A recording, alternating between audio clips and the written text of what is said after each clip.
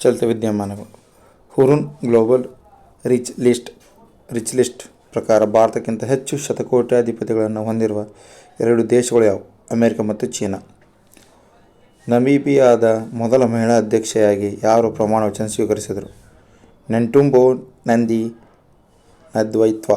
ಭಾರತೀಯ reserve bank RBI ದೊಡ್ಡ ಗಾತ್ರದ NBFCಗಳಿಗಾಗಿ ಯಾವ ನಗರದಲ್ಲಿ ಸಮ್ಮೇಳನವನ್ನು ನಡೆಸಿತು? ಚೆನ್ನೈ. ಇತ್ತೀಚೆಗೆ ಯಾವ ದೇಶವು ಹೊಸ ಅಭಿವೃದ್ಧಿ ಬ್ಯಾಂಕ್ NDBಗೆ ಸೇರಿಸುವ ನಿರ್ಧಾರವನ್ನು ಘೋಷಣೆ ಮಾಡಿದೆ? ಇಂಡೋನೇಷ್ಯಾ. RBIನಿಂದ ಮಹೇಂದ್ರ ಗ್ರಾಮೀಣ ವಸತಿ ಹಣಕಾಸು ಲಿಮಿಟೆಡ್ ಮೇಲೆ ವಿಧಿಸಲಾದ ಮಿತಿಯ ದಂಡದ ಮೊತ್ತವೆಷ್ಟು? 83.20 ಲಕ್ಷ. ಮಣಿಪುರಂ ಫೈನಾನ್ಸ್ನಲ್ಲಿ ಜಂಟಿ ನಿಯಂತ್ರಣವನ್ನು ಪಡೆಯಲು ಯಾವ ಜಾಗತಿಕ ಖಾಸಗಿ ಹೂಡಿಕೆ ಸಂಸ್ಥೆಯು ನಿರ್ಣಾಯಕ ಒಪ್ಪಂದಗಳನ್ನು ಮಾಡಿಕೊಂಡಿದೆ? ಬೈನ್ ಕ್ಯಾಪಿಟಲ್.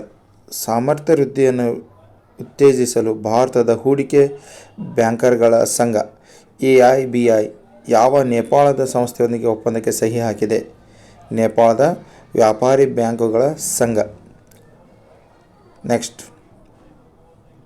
ಪ್ರುಡೆನ್ಸಿಯಲ್ PLC ಆರೋಗ್ಯ ವಿಮಾ ಸಂಸ್ಥೆಯನ್ನು ಸ್ಥಾಪಿಸಲು ಯಾವ ಭಾರತೀಯ ಕಂಪನಿಯೊಂದಿಗೆ ಜಂಟಿ ಉದ್ಯಮವನ್ನು ಮಾಡಿಕೊಂಡಿದೆ? HCL group. ಏಪ್ರಿಲ್ 2024ರಿಂದ ಜನವರಿ 2025ರವರೆಗೆ ಬಾಹ್ಯ ವಾಣಿಜ್ಯ ಸಾಲಗಳಿಂದ ECB ನಿವ್ವಳ ಒಳಹರಿವು ಎಷ್ಟಿತ್ತು? 18.4 ಬಿಲಿಯನ್. IRDAIನ ವಿಮಾ ಸಲಹಾ ಸಮಿತಿಗೆ